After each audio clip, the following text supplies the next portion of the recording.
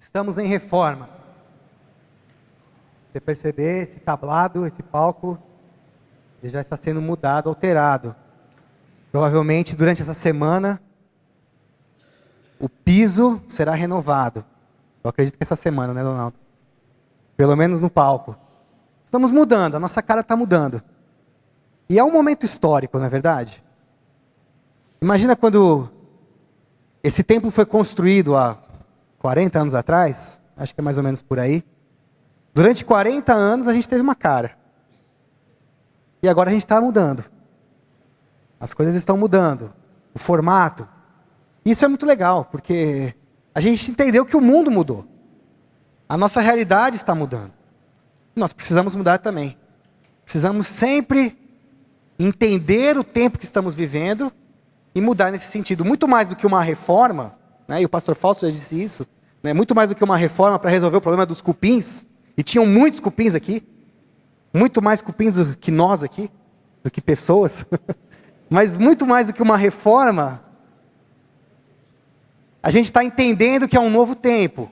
Aliás, a gente está entendendo o tempo que estamos vivendo. E queremos responder a esse tempo. Queremos entender qual é a realidade que nos cerca. E caminhar de acordo com a realidade. A mensagem do Evangelho não muda. É a mesma mensagem. Há um pouco mais de 2000 anos.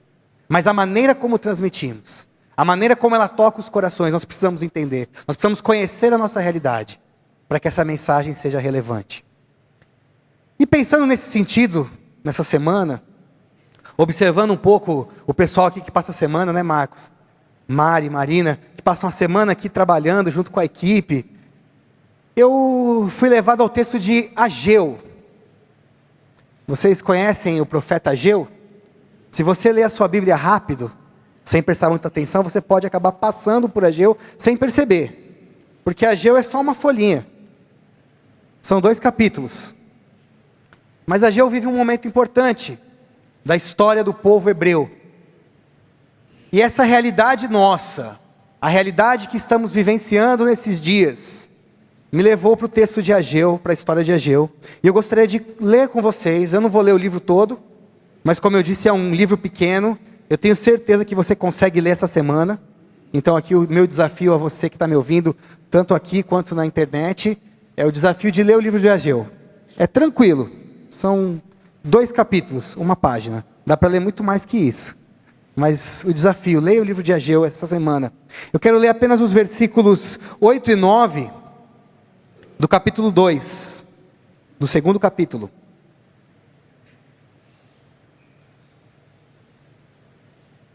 Versículo 8 e 9 do 2º capítulo do livro do profeta Ageu. Tanto a prata quanto o ouro me pertencem, declara o Senhor dos Exércitos. A glória deste novo templo será maior do que a do antigo, diz o Senhor dos Exércitos. E neste lugar estabelecerei a paz, declara o Senhor dos Exércitos. Eu queria que você lesse comigo o versículo 9 novamente. Vamos ler juntos? A glória deste novo templo será maior do que a do antigo, diz o Senhor dos Exércitos. E neste lugar estabelecerei a paz, declara o Senhor dos Exércitos. Vamos orar mais uma vez. Senhor, estamos diante da Tua palavra. E diante dela, Senhor, o nosso clamor é: transforma as nossas vidas. Nós precisamos sair daqui mais parecidos com Jesus Cristo, Senhor. E é só através da Tua palavra que podemos experimentar isso, Pai. Então transforma o nosso coração, transforma o nosso modo de pensar, a nossa maneira de agir, o nosso jeito de viver, Senhor. Nós precisamos disso e clamamos, Pai. Nos transforma pela Tua palavra, em nome de Jesus. Amém. Amém. O profeta Ageu, ele vive um momento interessante do povo hebreu. Já é o final do Antigo Testamento. É quando o povo está retornando do exílio. Se você se lembra bem, o povo, a cidade de Jerusalém foi invadida pela Babilônia. Ali a cidade foi destruída. Muita gente morreu. e muita gente foi levada para a Babilônia. Foi levada pelo exílio. Passaram-se aproximadamente 70 anos. E havia uma promessa do Senhor, que depois desse período, o Senhor traria o povo de volta.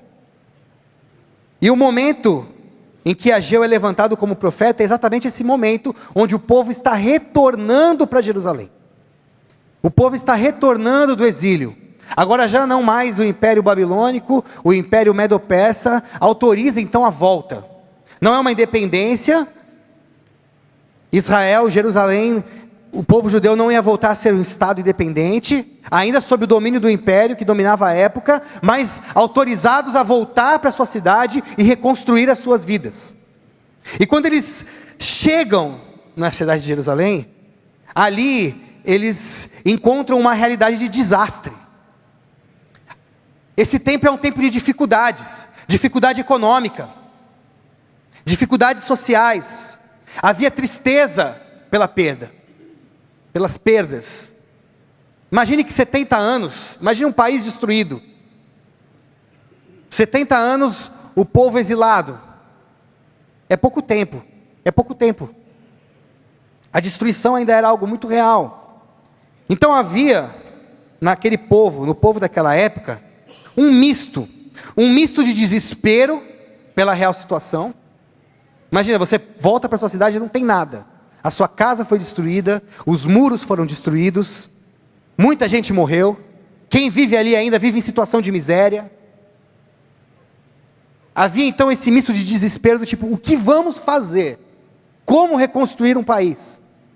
Mas ao mesmo tempo, havia um sentimento de esperança pelo retorno. Afinal de contas, estamos voltando para a nossa casa, estamos voltando para a nossa cidade, estamos voltando para o nosso país.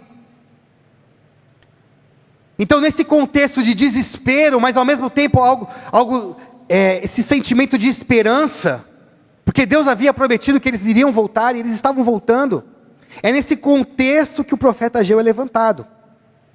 E de certa forma, era compreensível a reação do povo nessa tentativa de se proteger, adotando a ética do cada um por si. É compreensível. Um povo que volta para uma cidade destruída, nessa cidade, eles precisam o quê? Precisam reconstruir. E é compreensível até esse sentimento de cada um reconstrói o seu. Eu preciso reconstruir minha casa. Eu preciso reconstruir a minha vida. Talvez ali cada um por si, no máximo atendendo às necessidades dos familiares próximos, mas cada um voltado para as suas necessidades. No máximo ali atendendo a sua família. Afinal de contas era muito trabalho pela frente. E é nesse contexto que o profeta Ageu é levantado. Em momentos de dificuldade, em momentos de desespero, em momentos de crise econômica, crise social, crise política, crise moral. Em momentos de desespero, é muito comum crescer entre o povo o individualismo. É muito comum. Vivemos um tempo de crise. O individualismo é uma realidade dos nossos tempos. A ética do cada um por si, cada um cuidando do seu, cada um cuidando da sua reconstrução. Em tempos de crises e dificuldades, em tempos de destruição, o individualismo cresce. E de certa forma nos tornamos egoístas. E nesse contexto Deus levanta o profeta Ageu, para ser uma voz profética para aquela época. E ele se levanta e ele diz, gente, é o seguinte, a realidade é de crise, está faltando dinheiro, está faltando água, está faltando vida, está faltando tudo. Nós estamos destruídos. E estamos diante de uma grande reconstrução. E eu sei que cada um tem muito trabalho para fazer. Mas nós não podemos negligenciar o templo. Nós não podemos ficar focados, cada um na sua reconstrução, cada um reconstruindo a sua casa, cada um reconstruindo a sua vida, e nos esquecermos do templo do Senhor. É essa a mensagem do profeta Ageu. Nós precisamos reconstruir o templo. Porque se deixasse, cada um ia reconstruir a sua vida, e o templo ia ser deixado de lado. Com certeza se esqueceriam. Era tanto trabalho, era tanta demanda particular, que o templo estava sendo negligenciado.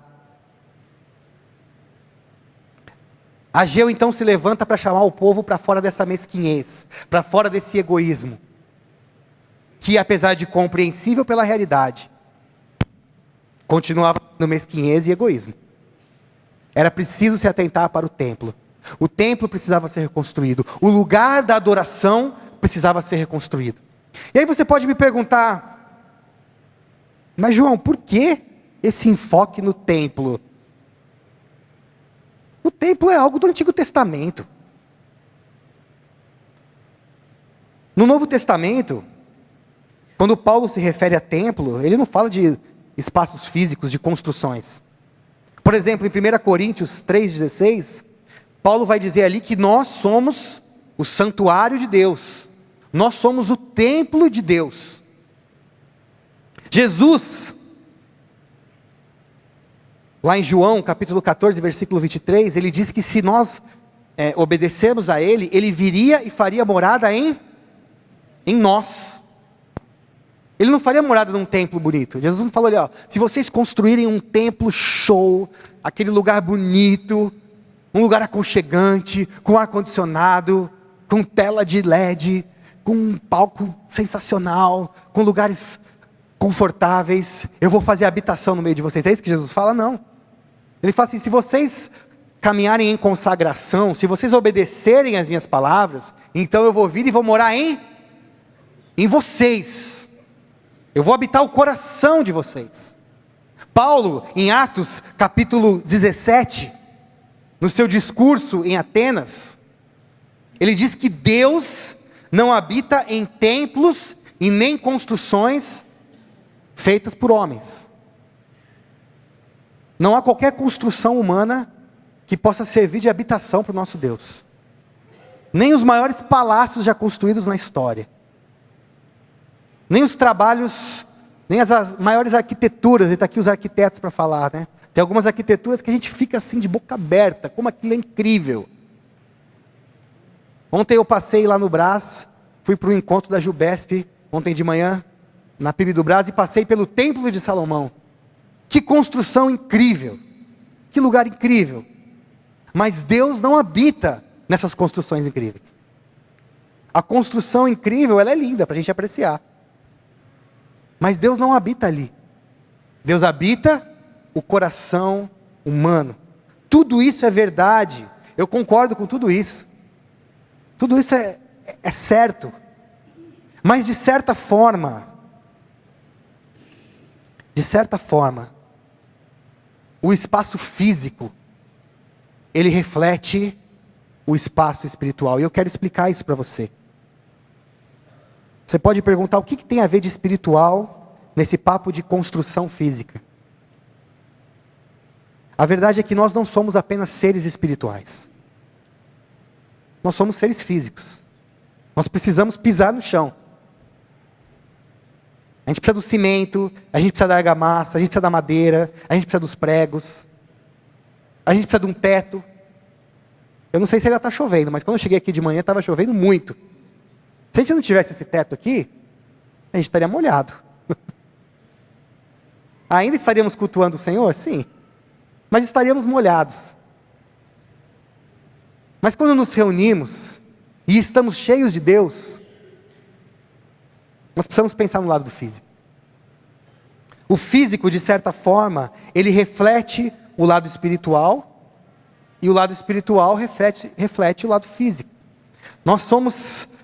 Nós seres humanos, nós temos o nosso lado material, que é esse lado onde você consegue segurar. Olha aí, aperta assim, ó. Isso é físico, isso é material. E nós temos o lado imaterial. É o lado espiritual, é o lado das emoções, é o lado da alma, o lado do espírito. E nós só somos seres humanos na integralidade desses dois lados. Se há só o lado imaterial, você não é um ser humano, você é um fantasma. Se você só tem o lado físico, você também não é um ser humano, você é um defunto. O corpo sem a alma é um defunto, e a alma sem o corpo é um fantasma, é um espírito. O ser humano é o lado material e o lado imaterial. E de certa forma, nós não podemos separar. Não tem como separar, fazer uma cisão. Por isso que eu não gosto muito da declaração, precisamos salvar almas. Acho que a gente salva gente. Só alma não dá para salvar só a alma. Tem que salvar a pessoa inteira. É por isso que cremos na ressurreição do corpo. O céu não vai ser um monte de alma andando para lá e para cá, atravessando parede. Vai ser um corpo, gente. A gente vai trabalhar, a gente vai comer. Vai ser um corpo físico. A gente vai sentir. É claro que não vai ser um corpo como esse, corruptível. Será um corpo coberto de glória. Mas vai ser um corpo. Nós precisamos do físico. Nós precisamos de uma casa, nós precisamos de um teto, precisamos de uma cama. Precisamos de um lugar para adorar. E esse lugar que nós estamos construindo para adorar, ele deve ser um reflexo, ele deve vir influenciado pela consagração que temos ao Senhor. Nos consagramos ao Senhor. Então, como reflexo disso, nós construímos algo. E essa construção, ela extrapola o espiritual. Ela vai para o físico. Ela extrapola o espiritual. E essa influência é tão verdade, que você pode perceber se alguém está meio mal emocionalmente, mal espiritualmente, de repente está vivendo um momento de depressão, geralmente a casa fica desarrumada. Quando você está bem, aliás, quando você está mal, está triste, com uma depressão, você tem vontade de arrumar sua casa? Geralmente a casa reflete, né? Reflete aquilo que a gente está sentindo. E ao contrário também. Experimenta chegar num lugar sujo, um lugar desconfortável, e fala, vou ter um tempo aqui de oração. Parece que não flui, né? Parece que é difícil. Por mais que você feche os olhos e não estou vendo nada, mas... Por quê? Porque o físico influencia o espiritual. Nós somos seres completos, fisicamente e espiritualmente. O lado material e o lado imaterial caminham juntos. E nós precisamos compreender isso. Por isso a minha alegria quando eu ouço o pastor Fausto dizer que essa reforma desse palco, ou tablado, ou púlpito, chame como quiser, não é só uma reforma, mas isso reflete a vontade que temos como igreja de entender o tempo que estamos vivendo. Entender que é um novo tempo, entender que é um momento diferente. Precisamos nos comunicar com a realidade que nos cerca. A reforma desse palco, a reforma do nosso templo físico, ela tem que surgir, ela tem que nascer, ela tem que acontecer a partir da consagração, da nossa consagração, da minha consagração como pessoa, da sua consagração como ser humano e da nossa consagração ao Senhor como igreja. Se for só uma reforma, realmente não vai fazer sentido nenhum. Mas se isso aqui está surgindo porque corações estão se consagrando, pessoas estão se consagrando ao Senhor, então faz todo sentido. Faz todo sentido. Não construímos ou reformamos o templo porque queremos a presença do Senhor, mas porque a presença do Senhor está em nós, entre nós. Nós então colocamos a mão na massa. E a coisa acontece. Nós vivemos um tempo aí de apertados financeiramente, como igreja. Vocês que acompanham o orçamento da igreja, sabe como a gente tem vivido apertado, e de repente Deus fala assim, olha, é hora de reconstruir. E Deus vai levantando irmãos, famílias, o projeto vai saindo, vai para o papel, sai do papel, porque é Ele que faz. A presença dEle em nós é o que proporciona isso. Mas precisamos entender que precisa vir acompanhado da consagração, meu irmão e minha irmã. Nós precisamos consagrar as nossas vidas ao Senhor. E consagração tem a ver com santificação. É tempo de consagração. É tempo de reconstrução, é tempo de reforma, sim, mas também é tempo de consagração. É tempo de deixar a imoralidade. É tempo de deixar a corrupção, o jeitinho brasileiro. É tempo de se consagrar ao Senhor. É tempo dos filhos obedecerem aos pais. É tempo dos pais respeitarem os filhos. É tempo da família voltar a estar junto, a comer junto, a sentar à mesa junto. É tempo de restaurarmos a comunhão. É tempo de perdão de pecados. É tempo de pedir perdão, de perdoar, de ser perdoado. É tempo de consagração. É tempo de restauração de casamentos.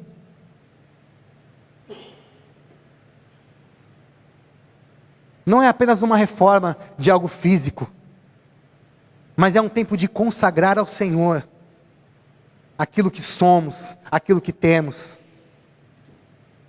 Senão vai ser só mais uma reforma. Senão não vai fazer sentido nenhum. Senão vai ser só mais um prédio de São Paulo que modernizou. Essa modernização ela é importante, mas ela precisa vir acompanhada da consagração. E a minha oração nessa manhã com você é que a reforma da nossa igreja, ela seja um resultado de uma profunda consagração do nosso ser ao Senhor. Uma consagração individual, mas também uma consagração como igreja. Foi o que cantamos. É um só coração. Essa unidade vem acompanhada da reforma. Senão é apenas uma reforma. E aí eu volto para o texto de Ageu. Quando ele diz: tanto a prata quanto o ouro me pertencem, declara o Senhor. É isso que nós estamos experimentando. A prata e o ouro pertencem ao Senhor. A nossa parte é se consagrar. A nossa parte é se santificar. A nossa parte é se quebrantar diante dele e falar: Senhor, nós precisamos ser transformados. Do jeito que está, não dá para continuar. Restaura a minha vida, restaura o meu casamento, restaura a minha família, restaura a relação com os meus filhos, restaura a relação com os meus pais. Me perdoa, Senhor. Me ajuda a perdoar o meu irmão. E aí então, a glória deste novo templo será maior do que a do antigo, diz o Senhor dos exércitos. E neste lugar estabelecerei a paz. Você precisa de paz? A gente precisa de paz. Nós precisamos de paz. O tempo é de guerra, o tempo é de conflito, o tempo é de crise. Talvez, num primeiro momento, você deva até pensar: eu preciso cuidar da minha vida.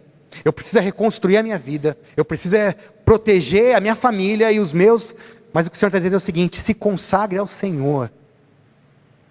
Consagre a sua vida ao Senhor. É Ele quem estabelece a paz. Não negligencie o templo do Senhor. Não o templo físico. Porque o templo físico é um resultado do templo espiritual. Você. Não negligencie o fato de você ser habitação do Senhor. Isso não é profundo? Quando você pensa nisso, isso não mexe com você? O Senhor, Ele habita em mim, habita em você. Nós somos casa de Deus, templo do Senhor, santuário dEle. Como está essa casa? Quando você recebe uma visita na sua casa, você trata de arrumar tudo. Passar aspirador, limpar janela, botar as coisas no lugar. O Senhor vem morar em você. É tempo de organizar a casa. E nós organizamos essa casa. consagrando tudo que temos ao Senhor. Nessa manhã, é uma manhã de consagração. Estamos no meio de uma reforma, mas essa reforma, ela é resultado de vidas consagradas ao Senhor. Glória a Deus, porque Ele é o dono de toda a prata e de todo o ouro. Recurso não vai faltar. E este templo, faz assim, ó. Este templo, a glória deste templo vai ser muito maior, porque Ele vai estabelecer a paz entre nós. Amém?